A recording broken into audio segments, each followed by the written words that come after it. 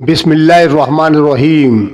حضرت سلیمان علیہ السلام اور رازق حقیقی یعنی اللہ، یہ اس وقت کی بات ہے جب اللہ تعالیٰ نے اپنے نبی حضرت سلیمان علیہ السلام کو ایسی سلطنت عطا کی جس کی مثال نہ پہلے تھی نہ بعد میں۔ ہوا ان کے حکم کے تابع، جنات ان کے کہنا ماننے والے، انسان پرندے درندے سب ان کی سلطنت کا حصہ ہیں۔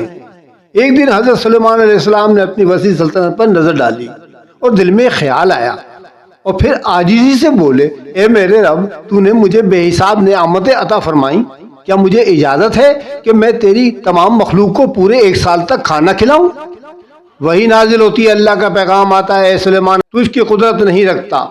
حضرت سلیمان علیہ السلام چونکتے ہیں، پھر عرض کرتے ہیں، یا الہی، اگر پورا سال نہیں تو 1 ہفتہ ہی صحیح۔ جواب آتا ہے، تو اس کی بھی قدرت نہیں رکھتا۔ دل لرز جاتا ہے، پھر آخری عرض کرتے ہیں، یا رب صرف 1 دن، بس 1 دن کی اجازت دے دے۔ تب اللہ تعالیٰ 1 دن کی اجازت دے دیتا ہے۔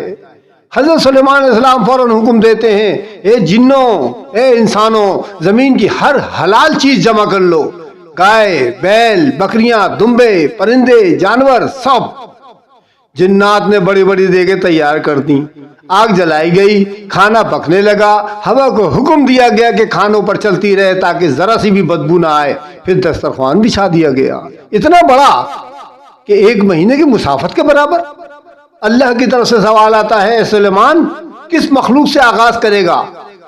حضرت سلیمان علیہ السلام فرماتے ہیں، میں دریا کے جانوروں سے آغاز کروں گا۔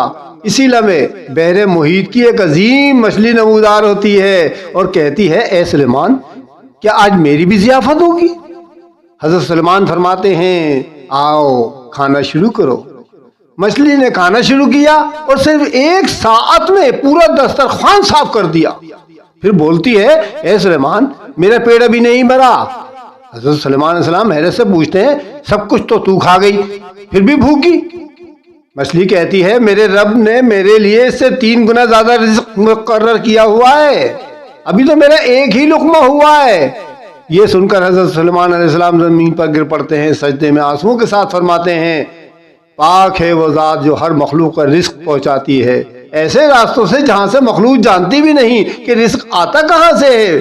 بے شک ہمارا رازق صرف اور صرف اللہ ہے، نہ مال رزق دیتا ہے، نہ منصب، نہ سلطنت، نہ عہدہ۔ اے اللہ، ہمیں اس واقعے سے سبق عطا فرما اور ہمیں ہمیشہ تجھ ہی سے مانگنے والا بنا۔ آمین یا رب العالمین۔